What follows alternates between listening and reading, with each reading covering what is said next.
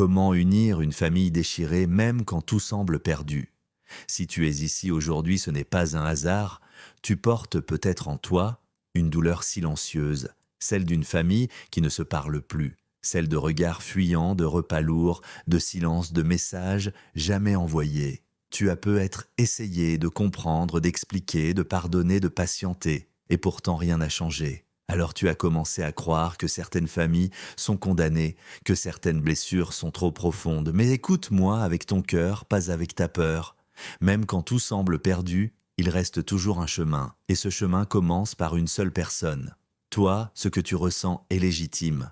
Ta fatigue est réelle, ton amour aussi. Et si tu es encore là à écouter ces mots, c'est parce que, malgré la douleur, ton cœur n'a pas renoncé.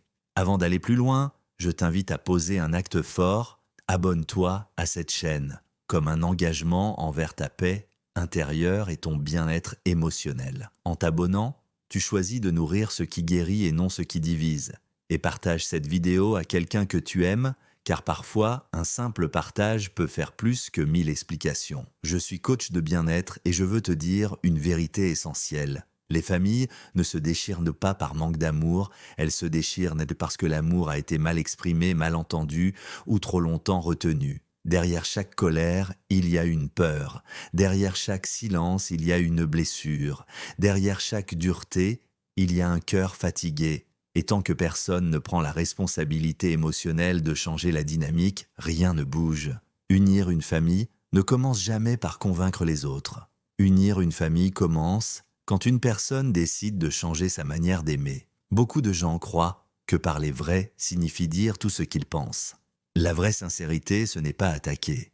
La vraie sincérité, c'est parler depuis un espace calme, honnête et responsable. C'est dire « je me sens blessé plutôt que tu m'as blessé ». C'est dire « j'ai peur de te perdre plutôt que tu me rejettes ». C'est oser se montrer sans masque, sans accusation, sans haine.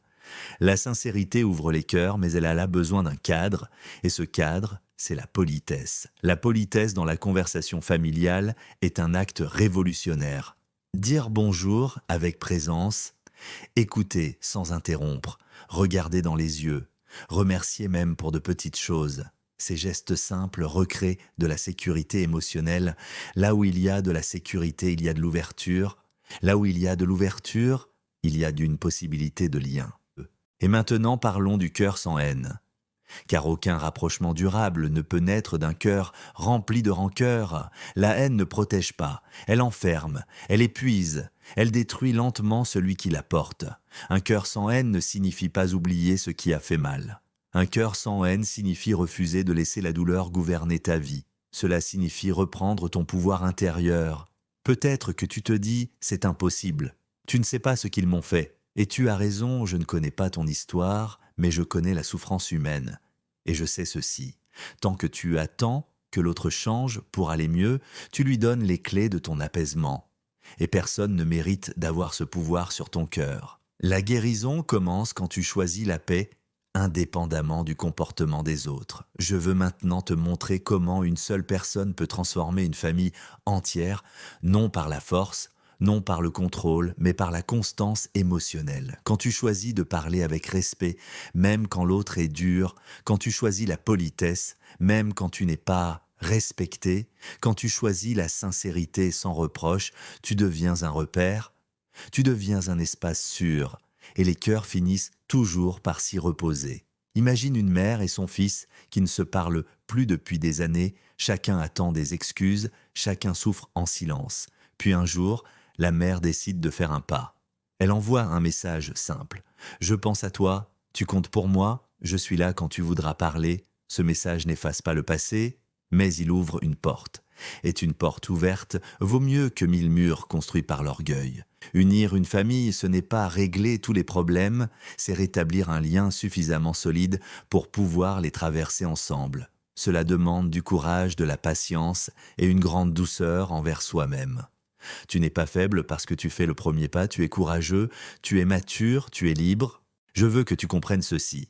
Tu ne peux pas forcer l'amour, mais tu peux l'incarner. Tu ne peux pas changer les autres, mais tu peux changer l'espace que tu offres. Et très souvent, quand une personne change, toute la danse relationnelle change avec elle.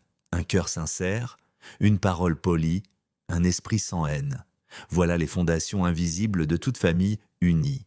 Ce sont des choix quotidiens, parfois difficiles, mais toujours libérateurs. Imagine une famille où les conversations redeviennent possibles, où les regards ne fuient plus, où les silences ne sont plus lourds mais paisibles. Imagine des liens imparfaits mais vrais, des relations où l'on peut respirer sans peur. Voilà ce qui devient possible quand une personne décide de ne plus nourrir la division. Si tu veux continuer ce chemin avec moi, abonne-toi maintenant à cette chaîne comme un acte de fidélité envers ton cœur et partage cette vidéo autour de toi, car plus il y aura de cœurs apaisés, plus il y aura de familles réconciliées. Tu ne sais jamais jusqu'où peut aller un message partagé avec amour. Si tu es encore ici à écouter ces mots, c'est que quelque chose en toi est prêt à évoluer, peut-être pas tout ton entourage, peut-être pas maintenant, mais toi, oui. Et c'est suffisant, car toute transformation collective commence par une transformation individuelle. Je veux que tu comprennes profondément ceci. Une famille ne se réunit pas en effaçant le passé, elle se réunit en changeant la manière dont on regarde ce passé. Tant que les souvenirs servent d'armes, ils séparent. Quand ils deviennent des leçons, ils rapprochent. Beaucoup de personnes les vivent avec un cœur lourd, parce qu'elles confondent pardon et injustice. Pardonner, ce n'est pas dire que ce qui s'est passé était acceptable. Pardonner, c'est dire que tu refuses que cette blessure continue de définir ton présent et ton avenir. Le pardon est un acte de libération intérieure, il n'excuse pas l'autre, il te libère toi. Mais le pardon véritable ne peut naître que dans la sincérité envers soi-même. Tu dois d'abord reconnaître ce que tu ressens vraiment, pas ce que tu devrais ressentir, pas ce que l'on attend de toi, mais ce qui est là, au fond de ton cœur. Tristesse, colère, déception, peur, fatigue. Quand tu accueilles ces émotions sans les juger, elles cessent de te contrôler, et quand tu ne les laisses plus te contrôler, tu peux enfin parler avec justesse. Dans une conversation familiale sincère, il y a 3 piliers. Le premier, c'est la vérité émotionnelle. Dire ce que tu ressens sans accuser. Le deuxième, c'est la politesse émotionnelle. Respecter l'autre même quand tu souffres. Le troisième, c'est l'intention claire.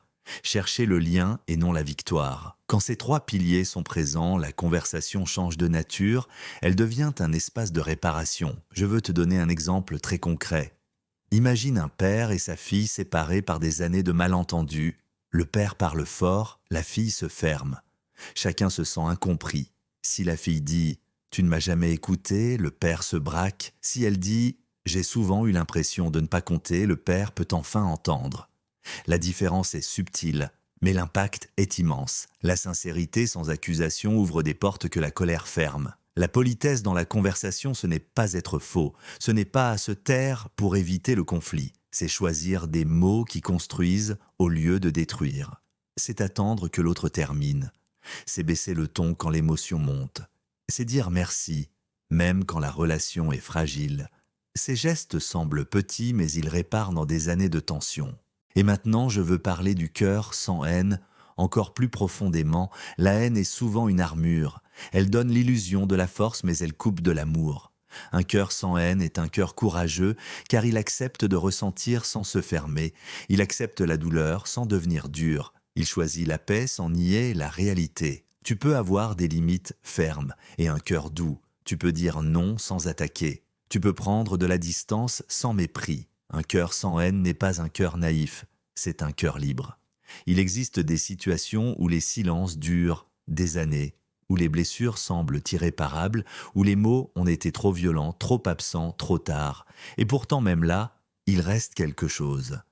Tant qu'il y a de la vie, il y a une possibilité de transformation.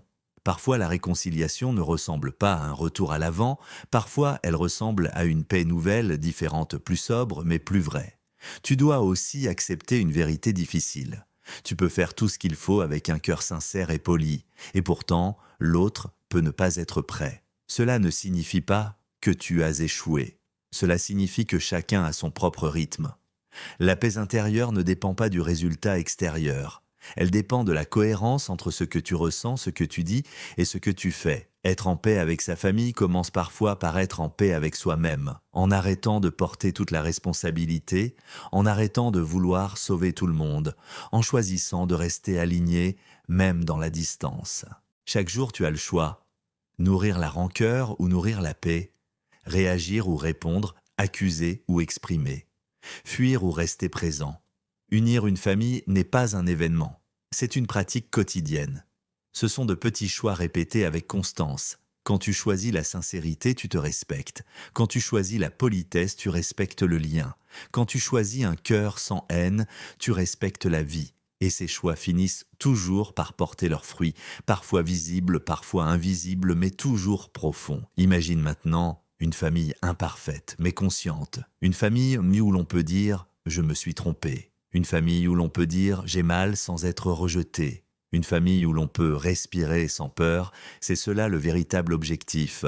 Pas la perfection, mais la présence. Projette-toi dans quelques mois. Peut-être que les relations ne seront pas parfaites, mais elles seront plus vraies. Peut-être que tout ne sera pas réparé, mais ton cœur sera plus léger. Peut-être que tu n'auras pas tout changé, mais tu auras cessé de te perdre. Et cela change tout. Rappelle-toi toujours, une seule personne alignée peut transformer une lignée entière. Tu n'as pas besoin d'être compris par tous. Tu as seulement besoin d'être fidèle à ton cœur. Si tu veux continuer ce chemin de paix de conscience et de guérison, abonne-toi maintenant à cette chaîne. Chaque vidéo est une pierre posée pour construire des relations plus saines. Et partage ce message autour de toi car peut-être qu'à travers toi, une famille entière retrouvera le chemin du lien. Pour aller encore plus loin, je veux que tu comprennes quelque chose d'essentiel.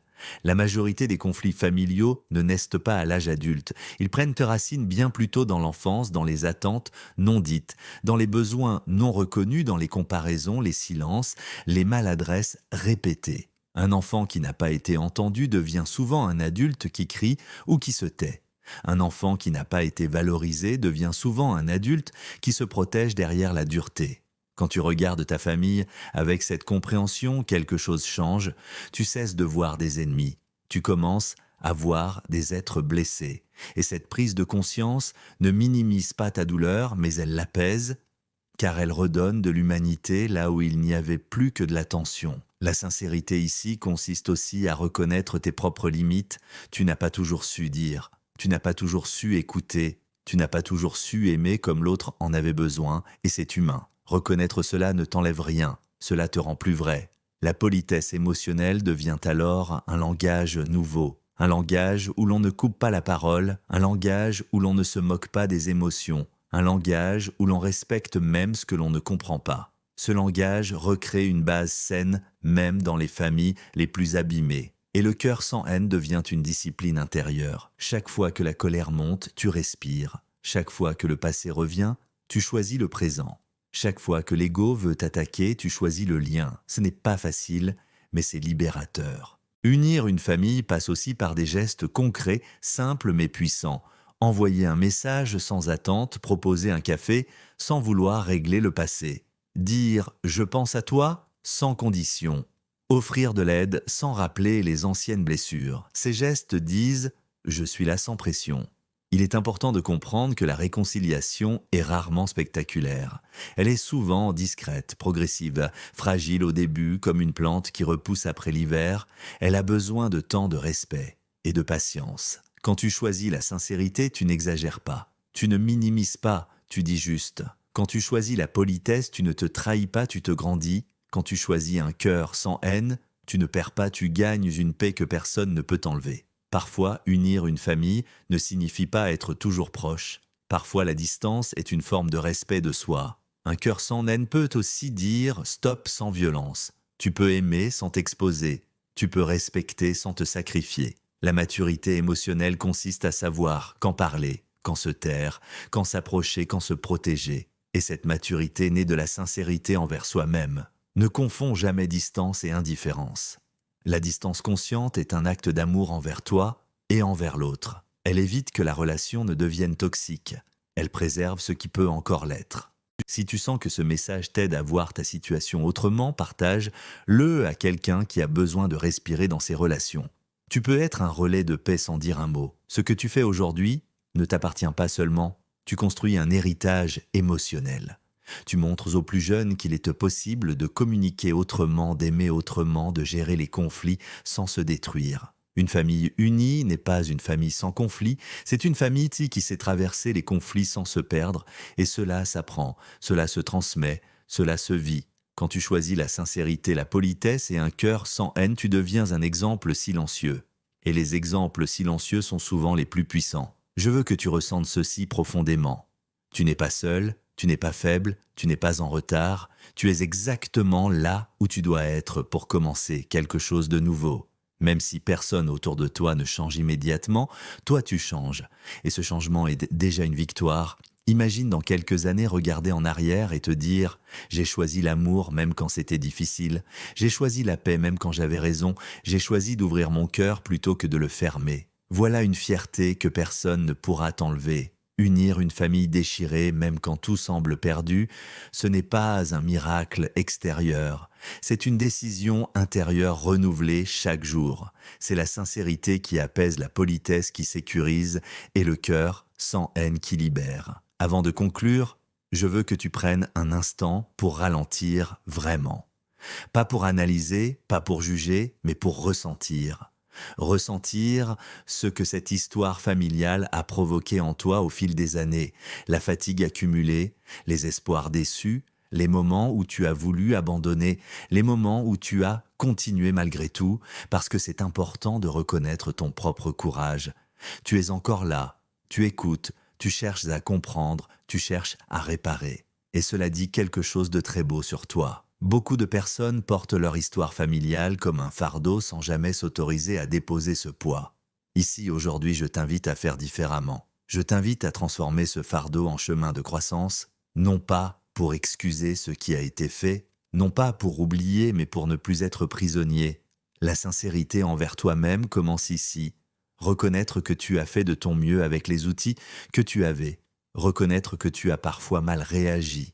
Reconnaître aussi que tu méritais d'être aimé, compris, respecté. Cette honnêteté intérieure est le socle de toute paix durable. La paix familiale n'est pas un événement unique, c'est un choix répété encore et encore, c'est choisir de répondre au lieu de réagir. C'est choisir la politesse même quand l'émotion monte. C'est choisir un cœur sans haine, même quand le passé frappe à la porte. Chaque jour, tu peux te poser cette question simple. Est-ce que ce que je vais dire ou faire nourrit le lien ou nourrit la division? Cette question peut transformer ta manière de communiquer, de regarder, d'écouter. Et parfois nourrir le lien signifie se taire, parfois cela signifie parler, parfois cela signifie poser une limite claire, mais toujours avec respect, toujours avec dignité, toujours avec conscience. Je veux être très clair avec toi, unir une famille ne signifie pas créer une famille parfaite. Il y aura encore des maladresses, il y aura encore des tensions, il y aura encore des incompréhensions, mais la différence sera immense. Tu ne seras plus dans la guerre, tu seras dans la relation. Une relation vivante évolue, elle respire, elle se réajuste. Et c'est cela la maturité émotionnelle, accepter l'imperfection sans renoncer à l'amour. Quand tu cesses d'attendre que tout soit parfait pour aimer, tu libères une énergie incroyable. Tu redeviens vivant, tu redeviens présent. Ce que tu fais en cherchant à unir ta famille va bien au-delà de ta propre histoire. Tu participes à quelque chose de plus grand. Tu romps des schémas anciens. Tu montres qu'il est possible de faire autrement. Tu choisis la conscience, là où d'autres ont choisi la répétition. Et même si personne ne te le dit, même si personne ne te remercie, ton choix a un impact. Il transforme les conversations. Il adoucit les regards, il change l'atmosphère, et parfois cela prend du temps, mais le temps n'annule jamais la justesse. Si je pouvais te parler les yeux dans les yeux, je te dirais ceci. Tu n'es pas responsable de tout, tu n'es pas coupable d'avoir souffert, tu n'es pas obligé de porter seul ce poids, tu as le droit de chercher la paix, tu as le droit de vouloir unir sans t'oublier. Un cœur sincère, un langage poli, un cœur sans haine. Ce ne sont pas des idéaux inaccessibles. Ce sont des pratiques humaines possibles quand on décide de se respecter. Alors maintenant que tu arrives au terme de cette vidéo, je veux que tu repartes avec une certitude. Même quand tout semble perdu, il reste toujours une possibilité. Cette possibilité, c'est toi, ta manière de parler, ta manière d'écouter, ta manière d'aimer. Peut-être que le chemin sera long, peut-être qu'il sera imparfait, mais il sera vrai, et un chemin vrai mène toujours quelque part. Si ce message t'a accompagné jusqu'ici, alors fais un pas de plus. Abonne-toi à cette chaîne pour continuer à nourrir ce qui guérit, ce qui apaise, ce qui relie, et partage cette vidéo autour de toi comme un acte de paix silencieux. Peut-être qu'une famille se parlera à nouveau, peut-être qu'un cœur se sentira moins seul, peut-être que tout ne changera pas, mais quelque chose changera, et parfois c'est tout ce qu'il faut.